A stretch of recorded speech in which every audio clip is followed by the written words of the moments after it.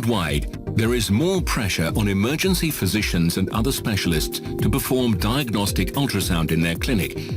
With better image resolution in portable ultrasound devices, there are some applications now available in the musculoskeletal arena. Ultrasound is reasonably economical, fast and safe compared to other diagnostic imaging tools, and with expert education can be used as well in the primary care setting. Ultrasound has a very important role in supplementing physical exams and blood tests. In the following lecture, Catherine Eller, senior sonographer at a private radiology clinic in Australia and lecturer and tutor for emergency medicine courses, will explain how ultrasound in the MSK area can be applied in a primary care setting. Here you will learn some of the applications possible in the areas of the shoulder and knee.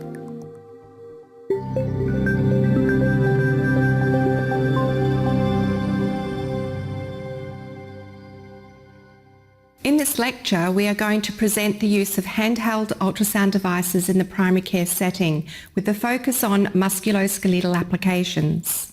Here are some of the advantages of point-of-care ultrasound. We have the ability to do dynamic imaging, we have portability, and we also have an immediate result. Swelling and pain in joints is a common presentation in the emergency department, which can be caused either by injury or types of arthritis. Joint effusions after injury might implicate a more severe injury to the surrounding ligaments, tendons, or an underlying fracture. Ultrasound, for example, can be used to detect joint effusion or hematoma from a fall, which may direct the doctor to have further tests performed, such as an X-ray to rule out a fracture. Musculoskeletal pain, the most common cause of disability globally, is most frequently seen and managed in primary care. People with musculoskeletal pain in different body regions share similar characteristics, prognosis, and may respond to similar treatments. The aim of this lecture is to introduce and demonstrate the use of handheld ultrasound devices in primary care setting to identify the cause of musculoskeletal pain and to decide on the next steps in care and treatment.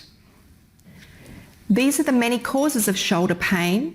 And in this point of care lecture, we will focus on just a few. For example, bursitis, rheumatoid arthritis, which will include looking for fluid in the bursa and joints. We will begin with the shoulder. The three pathologies I will demonstrate how to scan for are biceps tendon fluid, subacromial bursal fluid, and shoulder joint fluid.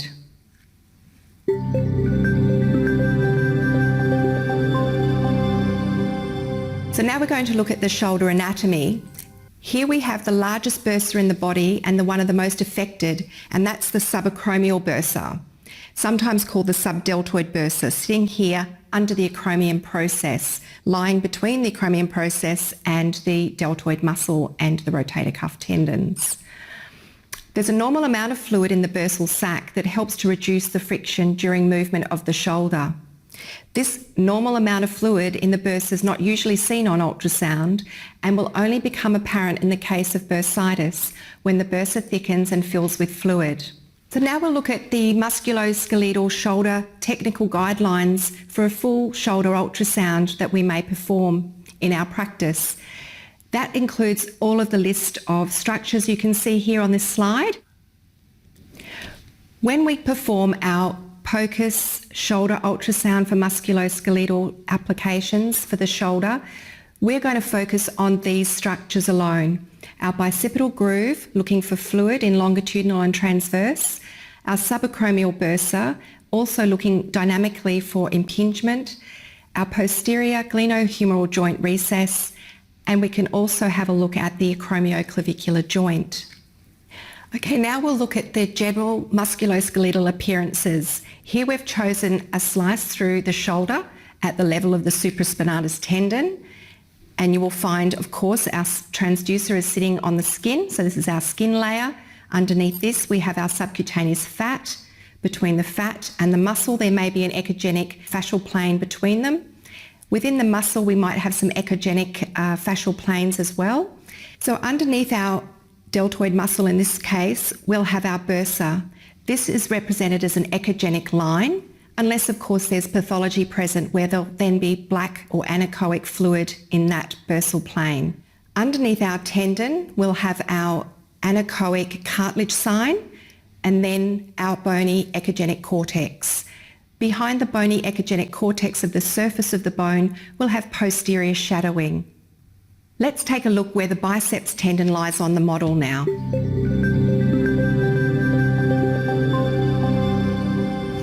So coming over to the shoulder model we have here, we're going to look at the transducer positions for looking at the biceps tendon sheath, the subacromial bursa and the posterior joint.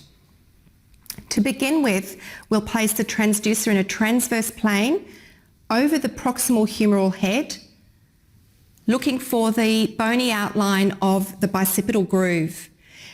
By sliding the transducer towards and away from the marker, we'll centre the bicipital groove in the middle of the image.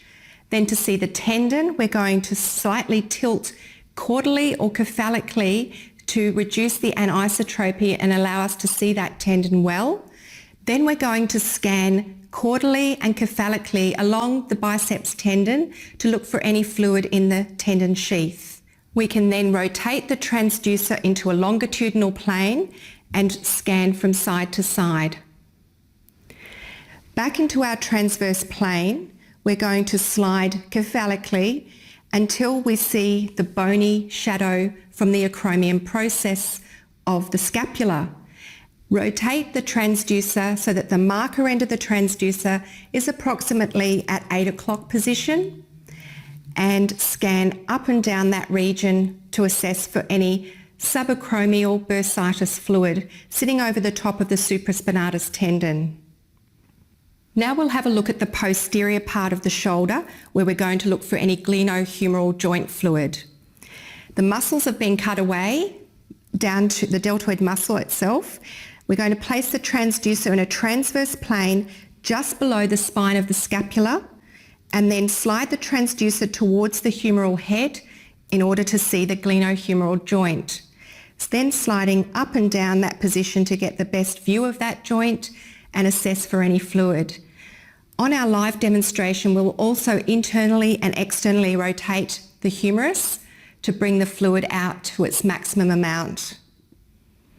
And that concludes our demonstration on our anatomical model for the shoulder.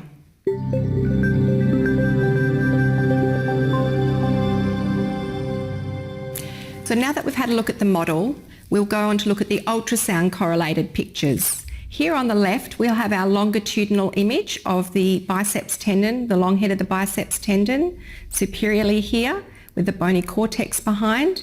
And on the right-hand side, we have our transverse image where our biceps tendon is sitting in that bicipital groove. As you can see in these images, the biceps tendon sheath has some fluid in it on the right, and on the contralateral side on the patient, we have no fluid within that sheath. Fluid within the biceps tendon sheath is an indicator that there may be an injury within the rotator cuff, for example, a supraspinatus tear. Now we will have a look at how we actually perform the biceps tendon and biceps tendon sheath scanning. On the left here, you'll see the patient position. We have the arm bent at the elbow and placing the hand on their hip. Then place the transducer in a transverse plane at the top of the shoulder here anteriorly. With the marker end of the transducer medial, slide the transducer medial or lateral to look for the bicipital groove, which appears as a small rounded dip in the bony cortex of the humerus, as you can see here on the image. Adjust the depth and the gain to have the bony cortex at the posterior part of the image, and then tilt the transducer caudally or cephalically until you see the tendon within the biceps groove. Slide the transducer now caudally and cephalically to survey any fluid within the sheath area. Now rotate the transducer 90 degrees clockwise into a longitudinal plane and tilt or slide the transducer along the long axis to bring the biceps tendon into view, as we see here. One of the most common causes for shoulder pain is bursitis, as we can appreciate here in this image. We can see fluid here in the bursa.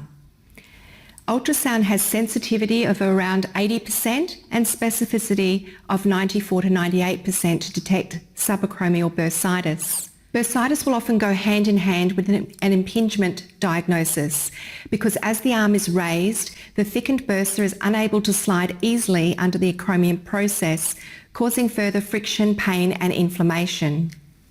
These are the signs and symptoms we may find with subacromial bursitis. There may be a gradual onset of the pain may be anterior or lateral on the shoulder, the pain may actually radiate down the arm, the pain may increase when lying on that affected side and increases during the night at sleeping. There is often an increase in pain with abduction as well. The fluid can be anechoic or have internal echoes and septa as shown in these two images here. So we've got the anechoic fluid here and we've got the fluid filled with echoes that almost mimics the same ultrasound appearance as the tendon below. As you can see, the subacromial bursal fluid on the right equals around 2.7 millimetres and appears normal on the left. Now we will cross over to how to scan the shoulder to assess for subacromial bursitis. Have the patient seated facing toward you. Bend the patient's arm at the elbow as we see here in this image. Push the palm and elbow directly back so that the palm of the hand is resting on the hip. For the right shoulder, place the non-marker end of the transducer over the acromion process here and rotate the non-marker end around to about the 8 o'clock position. This will obviously change depending on the patient and their anatomy underlying. Slide the transducer anterior to posterior, so from anterior to posterior, until you can see the bursa overlying the supraspinatus tendon. As we can see here on the image on the right, a bursa distended over 1 millimetre is considered a possible cause for the patient's pain. Before we begin with the hands-on scanning, a very important ultrasound phenomenon we need to discuss is anisotropy. This is very specific in musculoskeletal imaging of tendons, ligaments, nerves, and to a lesser degree the muscles. Anisotropy occurs when the angle of incidence does not equal the angle of refraction. Anisotropy refers to differing ultrasound appearances of structures depending on what angle the ultrasound beam is incidentating the underlying structure. Scanning through the entire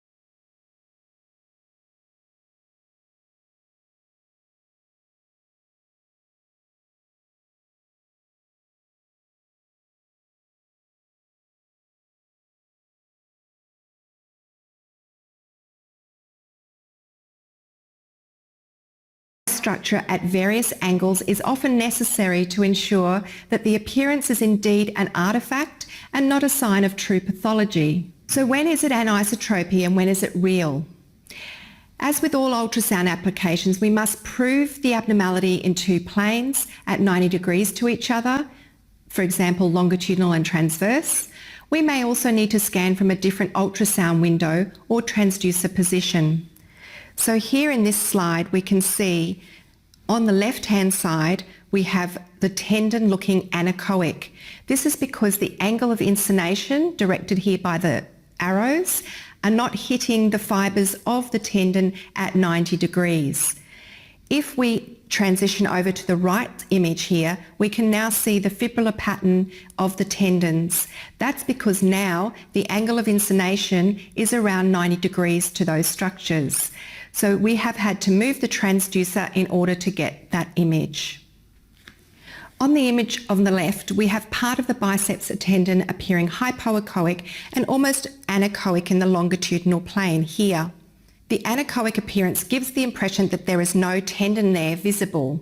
In order to see the true normal tendon echogenicity, we need to tilt the transducer along its long axis to bring the ultrasound beam 90 degrees to the tendon fibres, as we can see in this clip here. Once the beam is intersecting the tendon fibres at 90 degrees, we can see the normal tendon, as in the still image here on the right. Here on the left is the same patient as before with an incorrect angle of inclination of the biceps tendon in now a transverse plane, causing anisotropy, so that as you can see, the tendon disappears and is actually displayed as anechoic. By tilting the transducer slightly cephalidly, the tendon is now visible, as you can see here depicted in the image on the right. The ultrasound clip on the right is showing the posterior glenohumeral joint. The glenoid process and humeral head both appear as smooth echogenic structures with posterior shadowing. A joint effusion is often associated with a rotator cuff tear and can be anechoic or have internal echoes. It is difficult to distinguish between a joint effusion and synovial proliferation in an inflammatory process with ultrasound alone. This is abnormal though and needs further imaging, for example with MRI. Now we're going to look at the posterior joint and show you how to scan.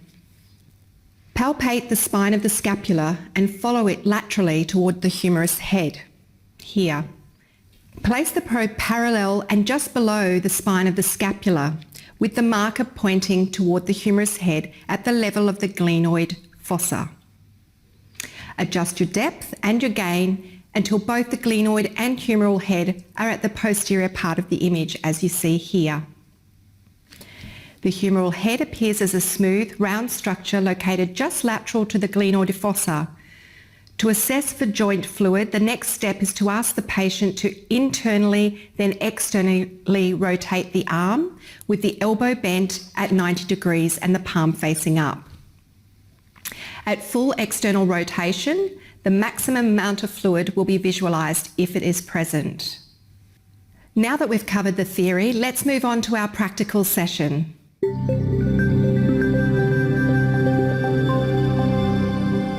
Now that we've covered the theory component in our lecture presentation, we'll move on to our live scanning demonstration. For this, we're going to use the handheld ultrasound device with dual probe capabilities. Here we have our phased array end of the transducer and our linear end of the transducer. For nearly all musculoskeletal applications, we'll use our linear transducer. I will show you step by step how to access views of the shoulder and looking for fluid in our point of care setting. Now we're going to move on to our live scanning demonstration, where I'll be able to show you what we talked about in the lecture and how we're going to look at the shoulder in the point of care setting.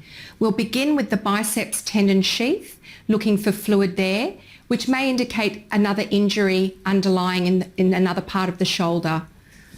First, we're going to ask the patient to bend their elbow and place their palm on their leg. This is a good neutral start position to look for the biceps groove, where the biceps tendon and sheath will be lying.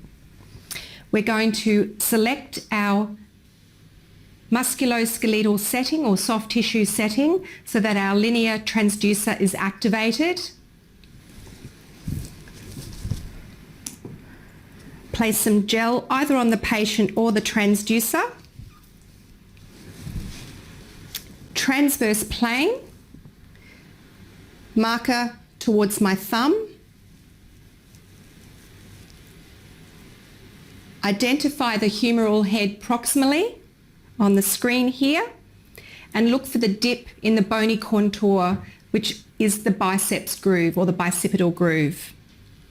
I have identified the bicipital groove by the bony contour dip in the humeral head.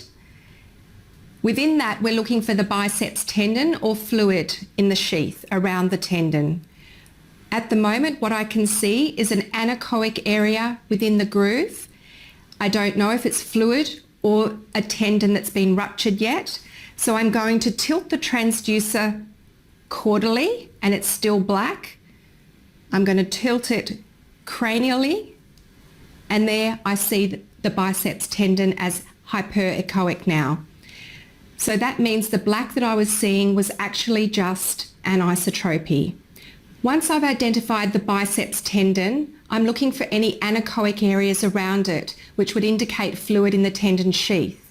So I'm going to slide my transducer cephalically until I get to the top of the head of the biceps, long head of the biceps, and then slide caudally, looking for any fluid in that biceps tendon sheath. There is none to see on this patient, so it's a normal biceps tendon sheath.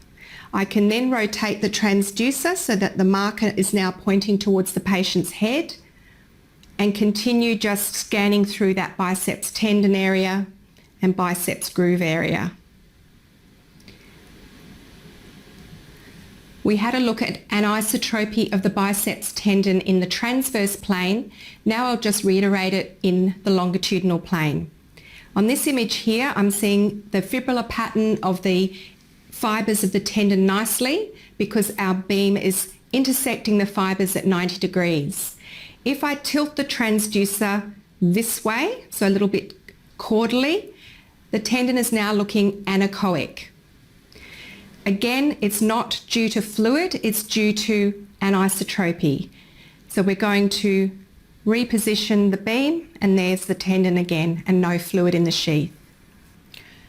From the transverse plane of the biceps tendon sheath, we're going to slide cephalically again, looking for the acromion process of the scapula and the supraspinatus tendon. So I'm just rotating the marker end of the transducer to about the 8 o'clock position, with the non-marker end of the transducer on the acromion process.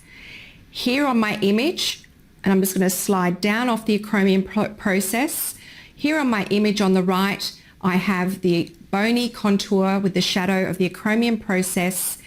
Deep to that, I have my humeral head.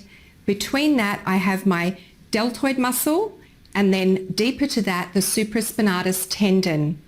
Our bursa will be lying between these two structures.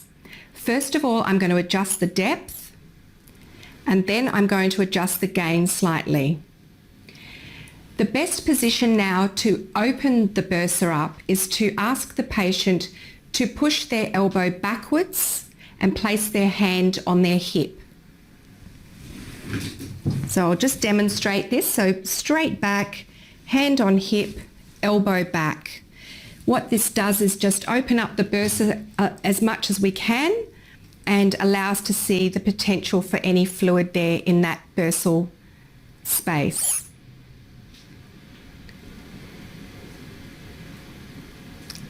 And as we can see on this patient, there is no fluid present.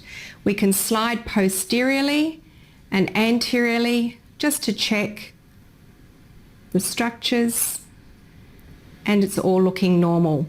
Normal meaning that the bursa is so thin that it's not able to be seen as a potential space. It's just a thin white line, as you can see in the middle of the image here. What we can do here, if we do see a thickened bursa with signs and symptoms of impingement, we can do a dynamic assessment, having a look to see if the bursa bunches under the acromion process with the arm in abduction. Usually I'll show the patient what I want them to do first, and then let them do it on their own. So I'll just take the machine and ask the patient now to raise their arm, watching the tendon and the bursa slide nicely under the acromion process. And again, in this case, there was no thickened bursa, so I wouldn't expect to see any bunching. Okay. That concludes the anterior aspect and superior aspect of the shoulder. Now we'll reposition the patient for the posterior shoulder positioning. So again, we've repositioned the patient so their posterior shoulder is facing towards me, and we're going to assess the posterior glenohumeral joint for any fluid. To begin with, the arm is in a neutral position. We'll place some gel back on the transducer here. Feel for the spine of the scapula. Place the transducer just under the spine of the scapula, which we can see here on the image. Slide the transducer towards the humeral head, and between the scapula and the humeral head is the glenohumeral joint, which we see as a break between the two bony contours, and sometimes you can see the labrum as an echogenic triangle, as on this image here. Now I'm going to ask the patient to put their right hand over onto their left shoulder, which will just rotate the humeral head around. As with all our other dynamic scans in musculoskeletal imaging, we're trying to bring out the fluid to the maximum amount. This position here will allow that.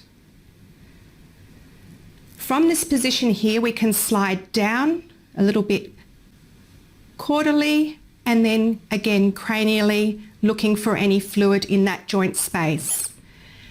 Now the patient will externally rotate their arm and watching the humeral head moving and if there's any fluid apparent. Here we can see a nice smooth rotation and no fluid present.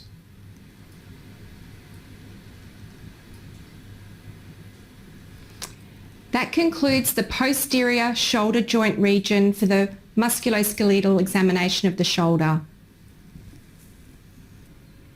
I also reinforced the anisotropy issue that we have during musculoskeletal imaging and how important it is to recognise when it is anisotropy and not real pathology, for example, fluid.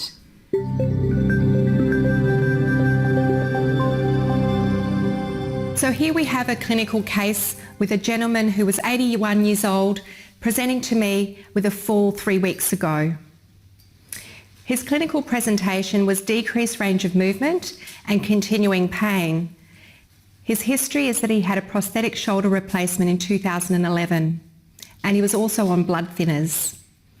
During the clinical evaluation, his maximum point of pain was on the proximal humerus. He had a lot of pain on abduction and also forward elevation. Probably the differential diagnoses would include hematoma, rotator cuff tear and or bursitis.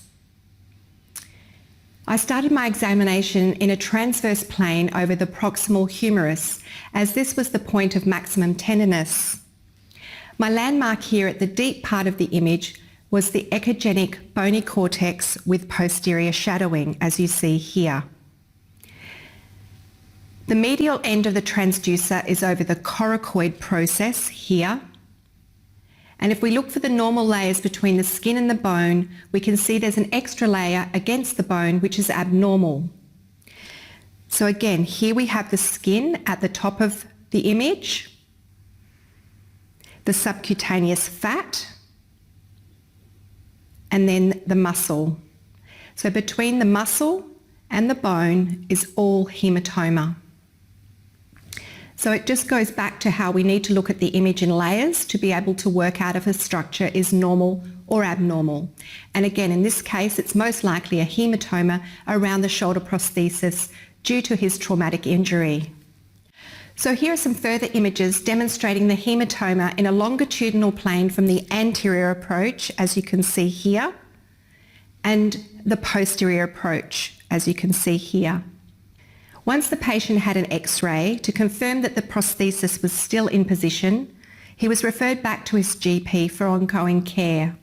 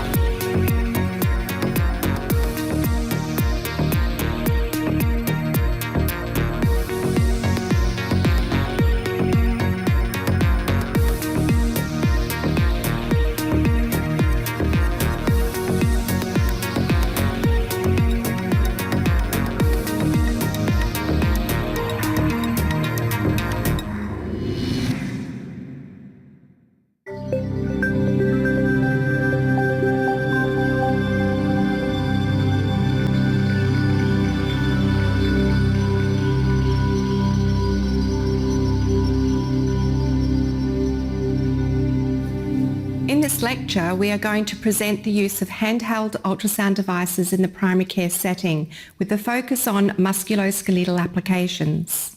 Here are some of the advantages of point-of-care ultrasound. We have the ability to do dynamic imaging, we have portability, we have an immediate result, and we also have a possibility in some cases that it may reduce the number of X-rays we perform and therefore reduce the radiation exposure.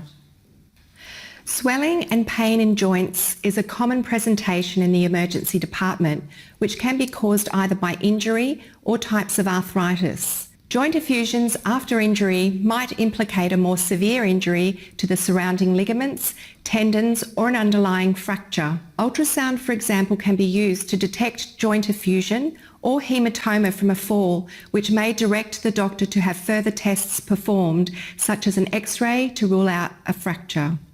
Here we have causes of knee pain, which include injuries, mechanical, arthritic, and excessive weight. A knee injury can affect any of the ligaments, tendons, or bursa of the knee, as well as the bones. One of the common signs of a knee injury is knee fluid. The accumulation of fluid can be an inflammatory reaction to a knee injury and can be easily detectable on ultrasound. For the POCUS examination of the knee, we will focus on the Baker cysts, the suprapatellar bursa and the prepatellar bursa. So here are some of the bursae of the anterior knee. We will look specifically at the suprapatellar and the prepatellar bursa. Ultrasound can be helpful in determining if the swelling in the knee is an excess amount of fluid in the bursa, and even be used to guide a needle to take a sample for diagnosis by pathology. This sample not only helps reduce the pressure on the knee for the patient, but can be used for diagnostic purposes to rule out infection, for example, gout. Here on the right we have a suprapatellar bursa with fluid. On the left here we have the position of the transducer in the longitudinal plane that corresponds to the image on the right. This is a transverse image of the same fluid in the image prior, with the transducer now in a transverse plane, and the corresponding ultrasound image here on the right. Here again is a longitudinal image of the suprapatellar bursa fluid, this time with the leg extended. So you can see here in the diagram the leg is fully extended. Here is the fluid still apparent on the right of the screen. Sometimes if there's not much fluid present, with the leg extended, you may not see any fluid at all. So it's important just to have a look in this plane. Plus, as we see on the next slide, the knee is now flexed at an angle between 45 and 90 degrees. This shows the maximum extent of the fluid in that bursal region. And here on the left, you can see the corresponding diagram of the knee flexion. Now moving on to the prepatellar bursal region, this is located between the patella and the overlying subcutaneous tissue, which we can see here on the image is the patella with the echogenic bony cortex and the posterior shadowing. And there's our skin and subcutaneous area at the front with the bursal fluid between those two layers. Over on the left here, we have the transducer position that's corresponding to the image that we have here on the right. We can use a large amount of gel as a standoff so that we don't squash any small amount of fluid seen in this bursa and seen in these images. Prepatellar bursitis is often caused by pressure from constant kneeling or a direct trauma to the knee. Infection due to a wound on the skin can also be a cause. Those with rheumatoid arthritis or gout are also more susceptible. Now moving on to the posterior knee, these are some of the causes of the posterior knee pain specifically. So we can see we have injuries, mechanical, arthritic and excess weight. The patient may present with acute onset of pain and swelling of the posterior knee and calf, where the differential diagnosis could be a DVT or a ruptured Baker's cyst. A chronic presentation might be popliteal tightness or a mass with or without pain. Baker cysts are often symptomatic and can also be an incidental finding. They're most commonly seen in patients over 50 years of age, and it's either a collection of fluid isolated to the gastrocnemius tendon and semimembranosus tendon bursa, or commonly a fluid collection with a connection to the knee joint. The knee joint fluid squeezes through a valve-like connection into the gastrocnemius semimembranosus bursa. In a transverse plane, the ultrasound appearance of the Baker's cyst is well defined, fluid-filled collection, either anechoic or with internal low-level echoes in the case of a rupture. The fluid has a neck extending as it wraps around the medial head of the gastrocnemius muscle and appears as a crescent shape or speech bubble. We can see that here at the image on the right, this crescent-shaped fluid-filled structure. On the left, we've got our corresponding transducer position in a transverse plane that gives us this appearance here. On the next slide, we now have the transducer positioned in a longitudinal plane with the corresponding images here on the right in longitudinal of that same Baker's cyst. Other pathologies which may be mistaken for fluid in the bursa are large parameniscal cysts, popliteal cysts or hematomas.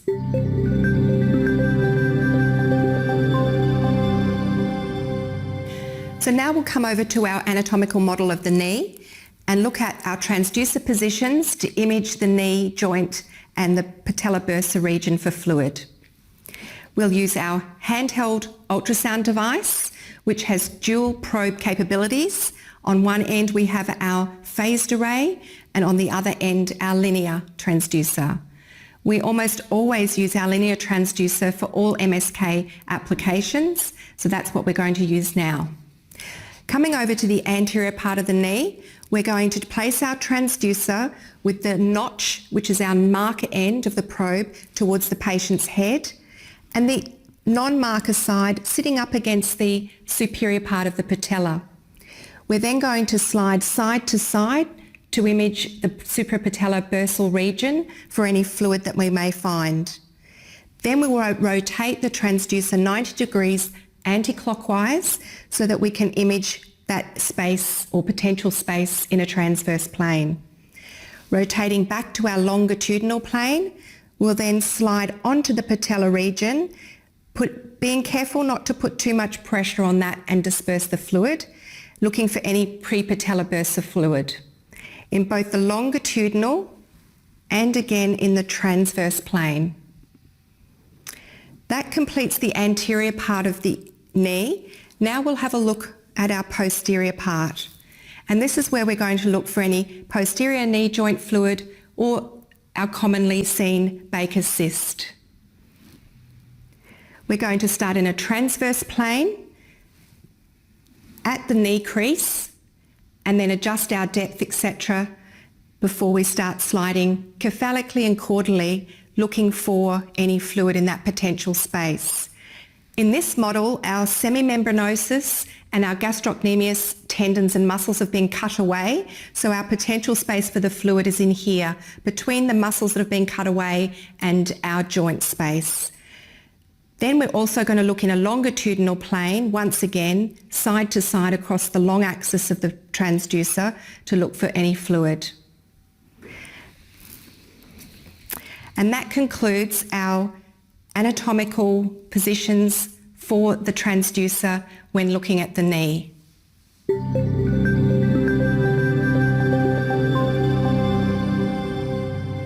Now we'll begin scanning the anterior aspect of the knee, looking for fluid in the suprapatellar region, prepatellar region, by putting some gel on the knee to start with.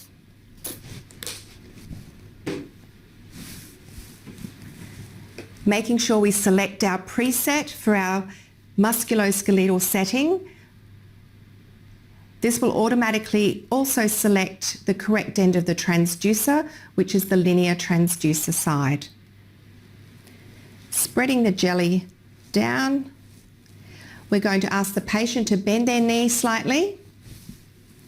This will help to bring any fluid that possibly is in the suprapatellar region out into the bursa.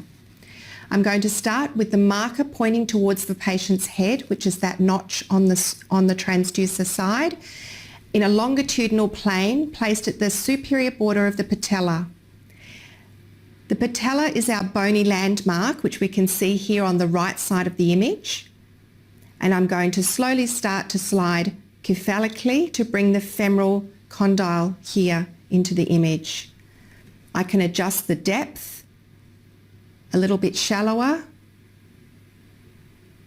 and also adjust the gain.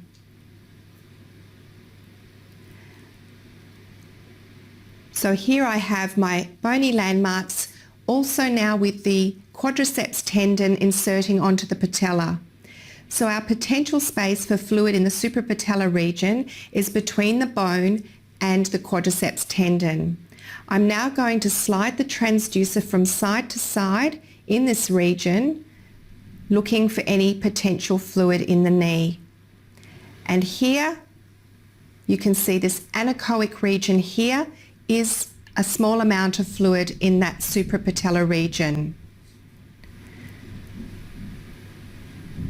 Once we've found the fluid, we need to confirm in transverse plane that it really is fluid and it's not an artifact. So I'm going to rotate the transducer 90 degrees, and yes, directly over where I was, there is fluid there, that anechoic area. We can also scan up and down the knee, just making sure there's no further fluid. In this region, we can get this artifact called anisotropy, where we can make the tendon look like anechoic fluid. So in this instance, I'm going to make the tendon look anechoic, which you can see here above the suprapatellar bursal fluid. To make sure it's not an artifact, we need to tilt the transducer to bring the scan beam at 90 degrees to the tendon, and then we can see the fibrillar pattern there of the echogenic tendon. Again, if I tilt the other way, we can make it look black again. So just be aware of that in any sort of musculoskeletal imaging. I can demonstrate this anisotropy also in the longitudinal plane. So I'm just going to rotate the transducer back around. Here I can see the beautiful fibrillar pattern of the tendon in the quadriceps tendon here as the echogenic fibrillar pattern, because I'm 90 degrees to those tendon fibres. If I tilt the transducer slightly this way, you can see now that the tendon looks quite anechoic. So we're not able to visualise it very well. And again, it's just the artefact. It's not because the tendon has pathology. So we're going to tilt back this way and we can see it nicely. We will also examine the knee with the leg completely extended. If there's a significant amount of fluid, we will still see it with the leg extended. If there's only a tiny amount of fluid, it won't be as visible. So I'm going to ask my patient just to slowly straighten their leg down until it's completely extended. And you can see here in that dynamic study that that fluid has completely disappeared now. Again, in a patient with a significant amount of fluid, there will be still visible fluid there. And again, I'm just going to slide the transducer side to side and we can see the fluid's completely disappeared. You'll also notice now the quadriceps tendon has these dark or anechoic areas coming down. That's because we've got anisotropy occurring due to the fact the tendon's not on their full stretch. Now we're going to continue on to our prepatellar bursal region. The best thing to do here is to place a large amount of gel on the kneecap to use it as a standoff. So we'll just do that now.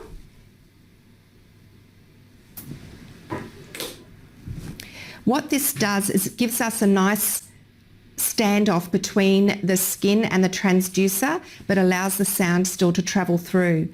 Because often the prepatellar bursa region only has a very small amount of fluid, and with any probe pressure at all, even very gentle pressure, it may dissipate the fluid and you don't visualize it.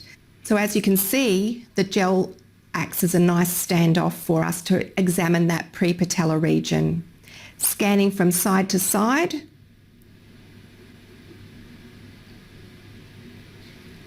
All we can see is the patella at the back of the image, which is our bony landmark. We can see the skin, and between that we've got our connective tissue and our fat pad and our muscle. No fluid present.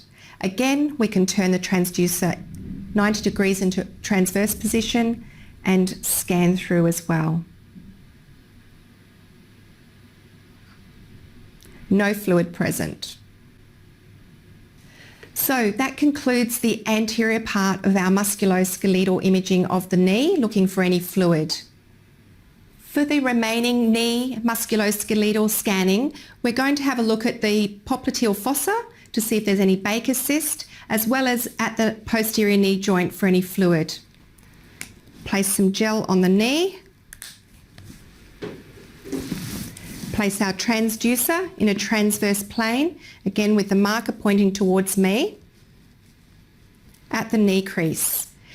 We're going to slide our transducer slightly medial to identify the femoral condyle again as our bony landmark, and then just superior and in the middle of the image there now we've got the gastrocnemius muscle or tendon. As we slide up, we're looking for fluid to pool around that edge of that gastrocnemius muscle. And now I'm going to slide down towards the calf, again looking for fluid in that gastrocnemius muscle area. Back up again.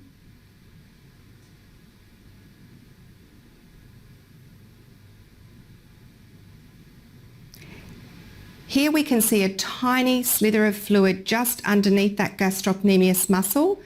Is it an artifact, anisotropy, or is it real? So we're going to rotate into a longitudinal plane and sliding through that area. And there's possibly a tiny amount of fluid present in this region. It may not be causing the patient any symptoms, but it's something to be aware of. Now I'm going to slide more into the mid part of the knee joint.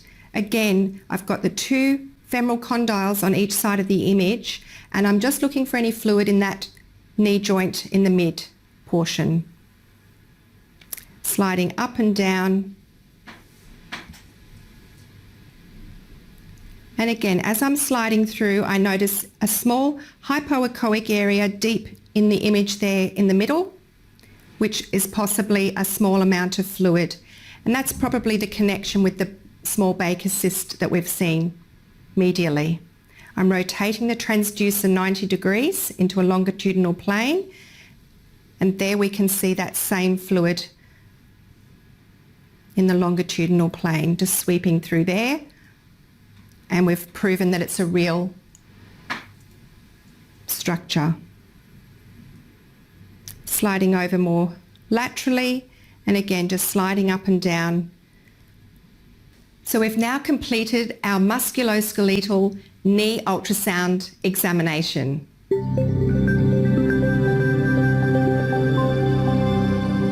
So to summarise, this lecture demonstrated the use of a state-of-the-art handheld ultrasound device in the primary care setting with the focus on shoulder and knee. We discussed anatomical planes for transducer position with corresponding ultrasound images. We have shown some examples of common pathologies you may find and emphasised the learning experience with live scanning demonstrations.